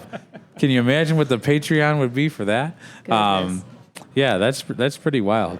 So we talked a lot about the beers. Now I'm looking at at the wall behind the bar. Obviously, you've got the old school brick, some of the timbers from the earlier Shakopee Brewhall, but there's quite a few Minnesota Brewers Cup awards hanging, festooned up there on the almost at the top. So one of the questions I was gonna ask is like, what is your I wanted to know what beers have you entered in this year's Minnesota Brewers Cup Awards that will be taking place on April 11th. And I'm lucky enough to be one of the MCs. I'm very excited. I know that you've won in the past. Generally, what's your take on beer competitions? Do you feel as a brewer it's worthwhile? What are some of the motivations for entering beer into a beer competition? And what are some of the beer competitions that you've entered in the past? Well, I'm going to get on my soapbox again. Here we go. Get ready. more. Buckle up. Yeah, I'll just put it on autopilot here. I can go get another Kolsch while he talks. I really enjoy the concept of them. You kind of become your own worst enemy as a brewer, at least on the backside. In the brewery where you always think you can do something better, tweak this or tweak that. And so to get feedback, whether it be from, especially from the customers, but, someone who is quote unquote trained in what a beer is supposed to taste like, whatever that's Your supposed to body mean. language when you Right. said quote unquote trained, your facial expression was to die because for. I mean, I have gone through like BJCP training. I'm nationally ranked, or at least I was. I don't do it anymore. But the issue that I always had is they would kind of preach, to give a beer a score, it needs to be a consensus, not a consensus on number, but a consensus on direction. And so, like if there's 4 or 5 of us that are tasting this beer and grading it on all these different, categories, and I give it a 36, and you're giving it an 18, well, and everyone else is in the mid-20s, well, something's going on there. Yeah. I'm tasting something you're not. You're tasting something I'm not. And just so listeners know, when a beer goes through a BJCP judging process, which BJCP stands for the Beer Judging Certification Program. So Right. to be a beer judge, there's a certification process that you have to go through. And there's different levels, much like a Cicerone would. There's like Correct. certified beer server, certified Cicerone, advanced Cicerone, and master Cicerone. Correct. And same thing with BJCP. And a beer is evaluated, it's given a point total out of 50. Yes. Just so you know. So like 36 would be pretty decent. Pretty decent. 18, Not great. not great. Not great. Yeah. And so, like to have, such large outliers, we were always told, during the training that I went through that's not tenable. We can't do that. Like if the table that's tasting that is coming up with such different numbers, but there is a relatively, middle area, we have to talk about it until, I'm talked down off of my ledge and you're Sure. talked down off Okay. of your ledge. And yet the issue that I always have with, especially the national ones, not so much the local ones, but the national ones, Like GABF or like GABF or World Beer Cup. Yeah. is that, at least until recently, you would get these reviews back, and that's kind of the lifeblood of beer competitions. Is it's great to win a beer or an award. Don't get me wrong, but I think You've most got quite a few of them up there. Well, but Yeah, you just enter. Just what's the word I'm looking for? Just a Cornucopia? small number. I Just 5 A or so. myriad, a plethora for those of you. plethora. I mean, I've been lucky that some people like my beer. That's great. But I think most brewers would agree that we enter it really more for the feedback. If these are nationally ranked, internationally ranked, even judges that are tasting your beer, because it's such a big competition. You obviously can't just be a guy off the street who's doing a beer judging. I want to respect that number that I get. The problem is that you don't have that middle ground. You get some feedback. Literally, it's like, this is one of the best beers I've had in this competition. Excellent, wonderful. And then the next one is, I can't in good conscience pass this through. Yeah. And I'm not saying that either of them is wrong. It's just what do I do with that feedback? Because is the beer good or is the beer bad? Obviously, if it didn't move on, like the consensus is it's not as good as other beers, but I don't know what other beers are in that competition, and so Right. that's not necessarily good or bad for me. I'm not taking offense to the fact I didn't move on, but I am kind of left in no man's land on what to do with it. Yeah. Minnesota Beer Cup is a little bit better, and I don't know if it's just because it's more local, but when you get feedback back from them, you can do something with it. I mean, Sure. at least you feel like, and I don't know who the judges are necessarily, but you feel like you can take that and go, okay, well, clearly it was oxidized, or there wasn't enough carbonation, or too bitter, because like everyone seemed to have that direction in their feedback. And so whether you actually do something with it or not, that's completely different. I mean, like maybe I like the beer as it is. It just doesn't hold up to the style or whatever that you entered it into. Yeah. But at least it's something you can work with. Yeah. And so I don't know. I'm a little on the fence in terms of whether I like them or not. I feel that they're needed, certainly. The local ones I feel are a little bit better. I mean, one, they're a little bit cheaper, so you can get a few more thrown in there. And Sure, get a right. bit more I know feedback. that GABF especially is kind of cost prohibitive. Right, to especially enter for a beers. brewery the size Yeah. of us. I mean, I'd love to get, fill out the maximum number that I can put in. but it just isn't feasible. Yeah. And so you kind of pick and choose. I really want some feedback on this, or I really feel like I have a shot with this one, and you see what you can do. But it's just you get the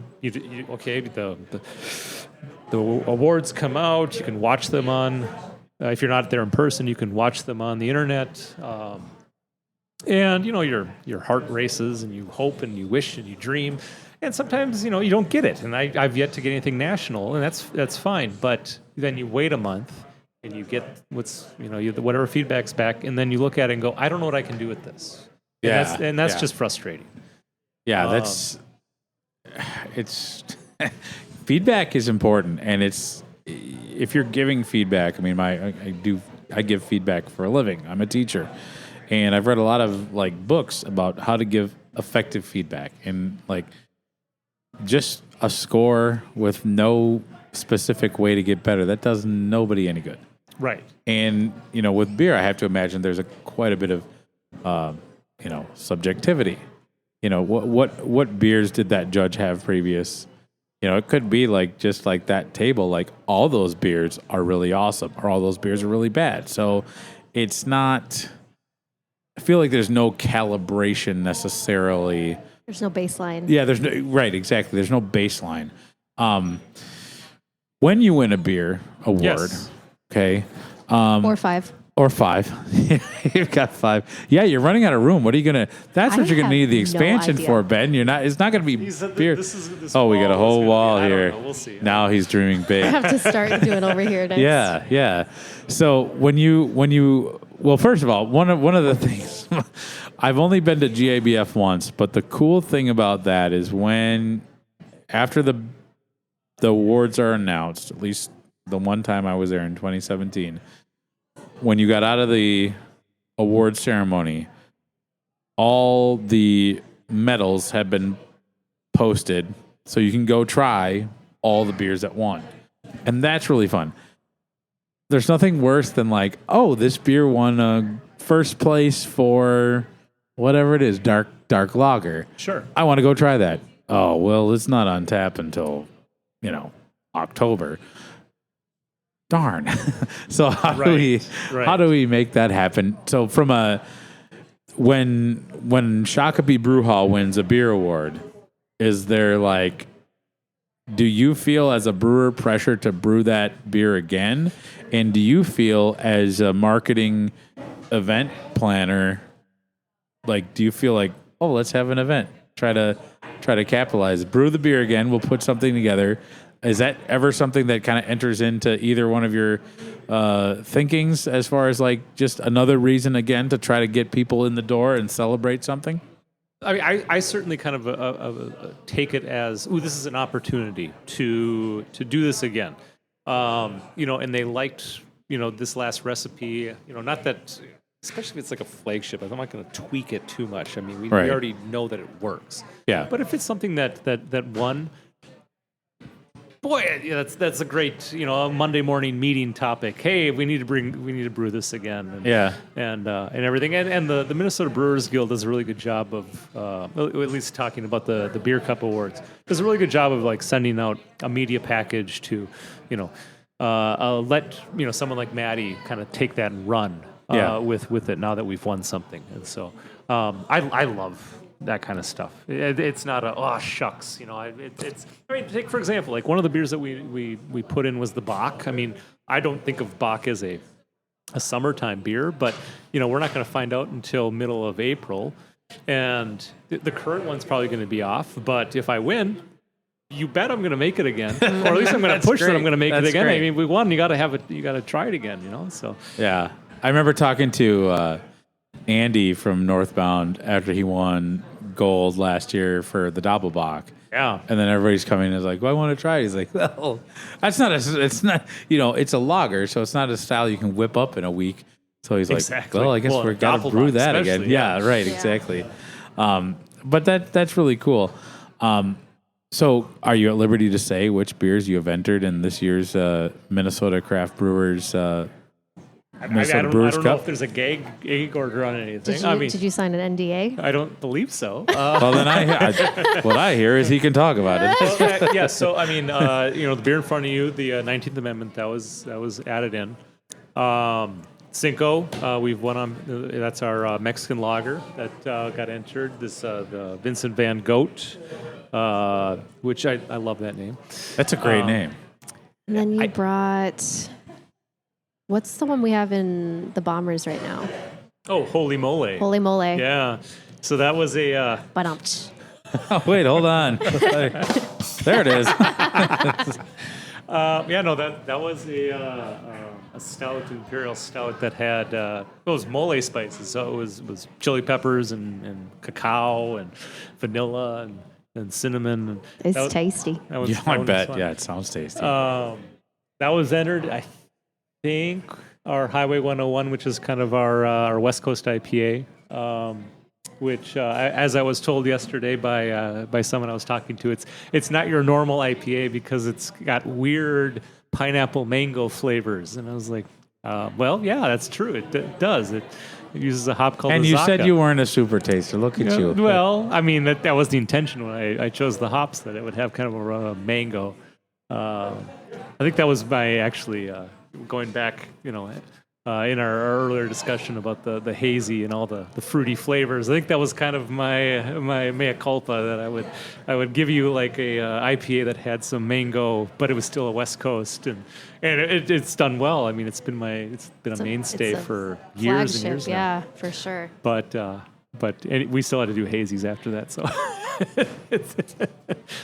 It's the necessary I know, evil. right, exactly. So I'm trying to think if we entered our Freudian in as well, which is kind of the little brother, in a way, to our Freudian sip, which everyone loves the name at the very least. I love the beer, personally. Beer is very good. I'm going to need to get a little taste of that before I head out. Oh, absolutely. That sounds yummy. But that's our Vienna lager. It was one of those beers where you talk to different brewers and they all have different philosophies. But I'm a firm believer in this idea that not only do you have to have your IPAs and your light beers because they're your money makers, but you need to have some kind of an amber beer. You need to have some kind of a dark beer.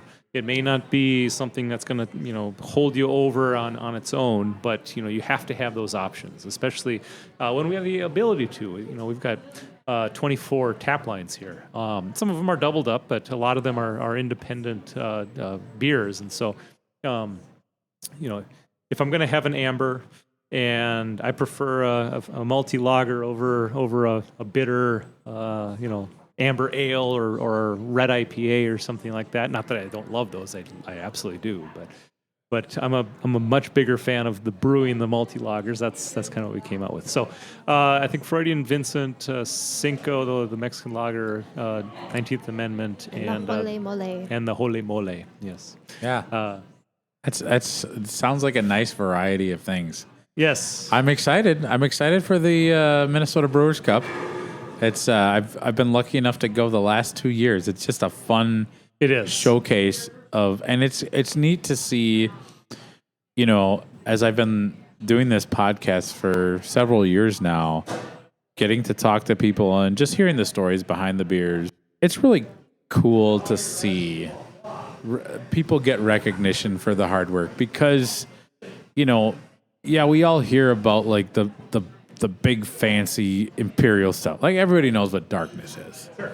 Everybody knows what Dream Yard is because it's a very trendy, hazy IPA. But like Vincent Van Gogh, unless you're a local frequenter of the tap room, you might not know about that. And so I think it's really awesome that the Guild does a nice job of celebrating all the different things that everybody's doing. Anybody can win. Yes. And there have been times, in the last 2 years where they've announced the winners and I've been like, wow, okay. Didn't expect that. I got to go check that place out. Apparently I've been, kind of behind the curve on that one, but it's got to be nice. Do you notice kind of an uptick, when you win an award like that? Do you see like more people kind of coming in? Because I know you said earlier in the podcast that most of your traffic in the tap room are locals, But, if I'm paying attention to social media and I see a brewery just won for this, I'm going to put it on my social calendar to get here. Do you notice does that dial move at all when you win an award? Yes. I think anytime that we're in any sort of publication, any sort of thing like that, like we were U.S. Chamber of Commerce top 7 small businesses across the U.S. in 2023. Oh, wow. And that was a crazy uptick for us after that. Okay, so cool. top 7 nationwide. Well, I mean, not to pat ourselves on the back or anything. That's a pretty cool award and all, but just you wait. Once people hear the One Pint Stand episode of Shakopee Brewhall, you're going to need that expansion. You're going to need the upper area, the more parking and everything. Mm-hmm. But that's really cool. So what goes into that award? It was a little bit of I don't know what the right word is. It was a bit of a campaign to do it. I mean, I think you have to kind of put your name out there first, and then they ask you a lot of questions, and then people write you letters of recommendation. Right. Oh, cool. And so we had to go to, like different businesses in the neighborhood here, and they would let the chamber, the U.S. Chamber, know like how our impact is, and vice versa, and so. That was really fun. One of our the event coordinator at the time got to go to DC, and I was not me. Was not me. You, unfortunately. No. And you're not bitter about that at all. No, I ended up on the slideshow that ended up on the broadcast. Like I was in one of the pictures, so I was there in spirit. Okay, good. Actually, did we even get like top 3? I think or something like that. I think we might have been runner-up. Yeah, something like that. That's pretty huge, though. Yeah. Still, like, wow. We didn't get a second place trophy. It was just a top 7. No. Okay. Well, that's okay. Whatever. You got plenty of awards. Let's not get crazy. But to answer your question, after the last Brewers Cup that we've won, I'm sure that there were a lot of people coming in. Oh yeah. There's always an uptick. I know that like last May, when we were done at the RAR tour, I'm like, oh, we should definitely go to Shakopee because they just won an award for their Bach. And I was like, oh, yeah, I want to come in and try it, So I think there's something to that. I think people that like beer geeks like myself would really kind of pay attention to that stuff. And just I don't know, I'm sure like the locals will want to come in and, give you a cheers and a high five to celebrate that stuff. So now, the last, as we kind of bring this show to a close, it's pretty evident in talking to the both of you that you really like this place. God, I hope so. That's right.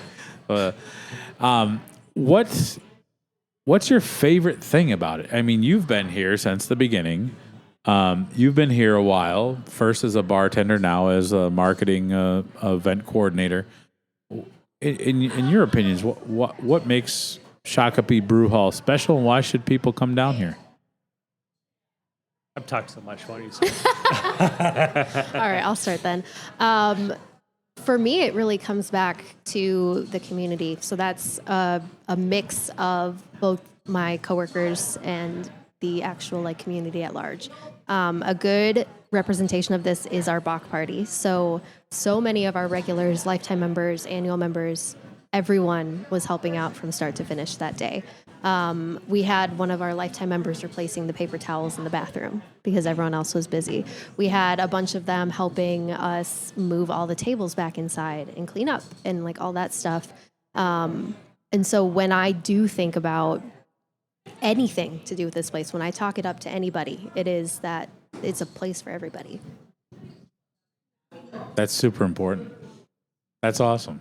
Yeah, and I would certainly echo that. I mean, the people that come in, I mean, I can remember some people that came in from day one that are still coming in.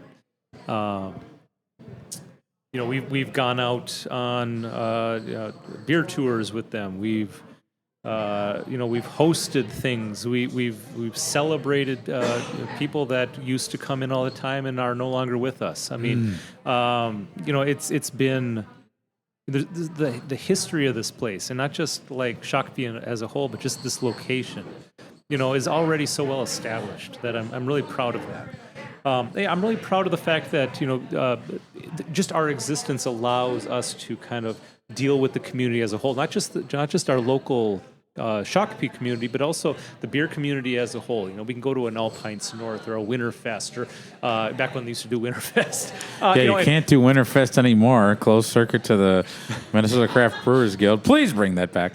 That was one of my favorite events. It was one of the few times I show up to work in dingy duck canvas and like a flannel shirt. I mean, it was an excuse for me to actually put on a suit jacket. Like starch my shirt and everything. Yeah, exactly. That would be real fun.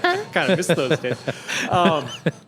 But I mean, just the people I've met in the industry that I can just name off the top of my head because I've known them for almost half my life in some cases, just because of the industry that we're in. I adore that stuff, and so yeah. You have been, it's got to feel pretty great because brewing is hard work. It is. It's not easy. I think there's this you're like, oh, you're tasting malt all day. You're writing recipes. No, that's the bartender side of things. Is you get to taste it all day. See, if you're gonna get into the craft beer industry, become a bartender. That's like the fabulous job. Yes.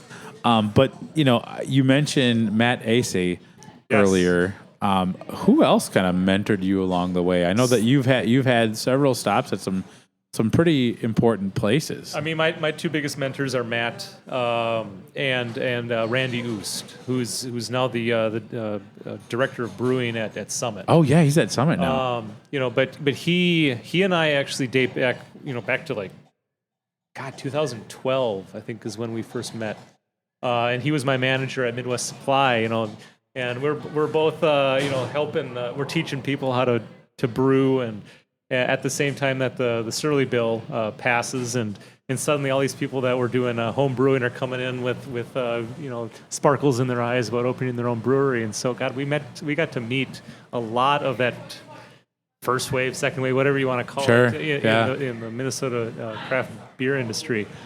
And Randy he's a much more gregarious and easy to talk to guy than I am, and so he kind of dipped his toe in first, and then he asked me if I wanted to come along a couple months later, and that was my introduction into this industry, and I'm going to be forever grateful for him for that reason. And through him, I met Matt, and Matt taught me everything I need to know about brewing large scale like this, as well as how to make sake, and because he was running Moto E at the time as well. That's right, yeah. And so I'm going to blame him for my addiction to sumo wrestling now. Now that sounds like something a new about tap Ben room every event. day. Right, exactly. Hey, Hatsubasho just ended a couple days ago, my man. Okay, so now I got to start a Taylor Swift podcast and a sumo wrestling podcast. All right. But you mentioned Andy at Northbound. He's been a good friend for several years now. I actually, when my wife and I got married, the beer that we got supplied to was by my cousin Laura Mullen, who is one of the owners up at Bent Paddle. Oh yeah, okay. And cool. She had just. She was actually my wedding planner, but we also got some good beer tips from her husband Colin for what to serve at the wedding. So yeah, it's I've been little dips of my toe here and there in this industry for a while now. So yeah, that's cool. Maddie, who's mentored you along the way? Oh dear Lord. So I've worked in a variety of roles before this. Yeah, so Tell me about your journey. Goodness gracious. So I have a degree in digital media. I've worked in different marketing agencies. I worked at a company called The Ridge Wallet, if you're familiar. And along the way, there's just been so many people, professors, coworkers that have really pushed me to kind of think outside the box and see what is working, what isn't. I have a big background in email marketing specifically. And I think, especially for breweries, that's such a big tool because you're reaching your existing audience, because, you know, you can throw something out into social media and it goes out into the ether and maybe no one will ever see it. But in email, it goes right to someone's phone. Yes. And so that's a really cool way that I've found to keep in touch with a lot of our audience. I've learned so much from Ben over the past 3 years. 3 brew days, I think we've been together. Well, I mean, you're here quite a bit when I'm brewing. Well, yeah, that's true. But like start to finish, there was the first 19th Amendment brew day that I worked. Our taproom manager at the time, Sean, called me Ben's assistant because it was only him and I that time. Oh, fun. Okay. You remember that? I do. I learned a lot that day. And my assistant, she was the head brewer. Because like I said, coffee, sitting back. Yeah, he was making me do everything, that's for sure. But him and a few other people here have really shaped my beer palate. That's cool. I started off being a sours and that's it kind of person, and I've definitely expanded my horizons. I even we have a rolling detour right now. It's another hazy IPA that I think is on its way out temporarily. And I remember I took a sip of it. I mean, this is 3 years in now, and I went, oh my God, that's so good. I went, wow, 3 years ago, that would not have been me. Yeah. So, yeah. Well, it's fun how, you know, the more we taste beer and the more we interact with it, our horizons expand. Yes. And that's the fun part about beer. So even if like, you know, I remember the first time I had a Summit EPA, I was like, oh God, I don't know if this is for me. Sure. And now I like drink it like water, you know, it's just great. So you never know, even if your first interaction with craft beer is a little jarring, you gotta give it time. Yeah. You gotta, you know. And the best part is that I could taste a little bit of whatever I wanted when I was on here, because Sure. then I didn't have to just commit to a full pour of something. Yeah. I could give it a little taste and be like, oh, this is for me, or, you know, it's not, and that's fine. It's a great way to learn. All right. Well, I cannot thank you both enough for taking time out of your days to talk beer with me on a 1 pint stand. Yeah, thank you so much. You know, if you're listening right now, and you haven't been down here to Shakopee Brewhall, you should put it on your list of places to visit, not only because it is very much a unique place. There's not many other places where I've been that just has like this kind of cozy kind of neighborhood bar feel. And the beers are very solid. Obviously, the staff here is great. And, you know, there's another brewery right around the corner. So when I go to a place, I think the only other place that is this close is Bad Weather and Waldman. They share an alley in St. Paul. Bang and Urban Growler. Oh, sure. They share a parking lot. Yeah. What they comes to my mind, yeah. I mean, that could be a unique kind of a pub crawl. If you highlight, you know, a handful of breweries all around Minnesota that share either an alley or a parking lot or an alley, you know, like a sidewalk, that'd be kind of fun. Yeah. That would be fun. That's you said you did a tour to Europe. Maybe we just get a bus and just highlight 7 different places, and that'd be a fun Saturday. We've Wouldn't it? done that before. Yeah. So I want to thank you both for having me down. This has been a lot of fun. So this has been another on location episode of a 1 pint stand here at Shakopee Brewhall. Dan, Cheers. it's been a pleasure. Thanks for coming. Thanks for coming in. I hope you enjoyed my beer chat with Ben and Maddie. It's so crazy how craft beer brings people together. I should give a special thanks to Liz Foster for introducing me to Ben way back in August of 2018 at the soft opening for Little Thistle Brewing in Rochester. Many of you probably know Liz because she's worked in the beer industry for a long while. She's one of my favorite people, and back when I was first getting into beer writing, Liz would always introduce me to people at breweries or beer festivals so that it made it easier for me to make more connections. In many ways, my interview with Ben and Maddie is one of the many fruits of a great friendship with Liz. Side note, I also randomly ran into Ben on Friday when I popped into Haggard Barrel Brewing in St. Louis Park for the first time. I love how beer has such a funny way of having me cross paths with so many quality people. So get down to Shakopee Brewhall to try their wide range of great beer styles. While you're there, don't forget to leave lots of positive feedback for Maddie on one of the 78 different QR codes scattered about the place. Now, I want to give a special thank you to Marcus Dodson, Chuck Dorsey, Vicky Epper, Daniel Fisher, Todd Fitzloff, Laura Fleischfresser, Matt Holton, Cable Lefto, Ben Michaels, Sophia Masagi, Brent Newman, Bree Smith, Jesse Storms, Sarah Cry Valento, and Brian Wu for being Kegstander level supporters of the A One Pint Stand Patreon. You've all shown incredible generosity, and I'm grateful for it. Cheers to you all. Before we go, I want to give a huge thanks again to the sponsor for this episode, Arbeiter Brewing Company. Gold medal award-winning lagers, a great environment, great people. Don't forget, they have a tasty THC seltzer called Best Buds as well. Check them out at Arbeiter Brewing on social channels and on Minnehaha Avenue in South Minneapolis. With that, thank you for listening, and this has been another episode of A One Pint Stand, a Minnesota craft beer podcast where the pants stay on, but the caps come off. Cheers. I'm going to blame him for my my addiction to sumo wrestling now. Now that sounds like a new about tap Ben room every event. day. Right, exactly. Hey, Hatsubasho just ended a couple days ago, my man. Okay, so now I got to start a Taylor Swift podcast and a sumo wrestling podcast. All right.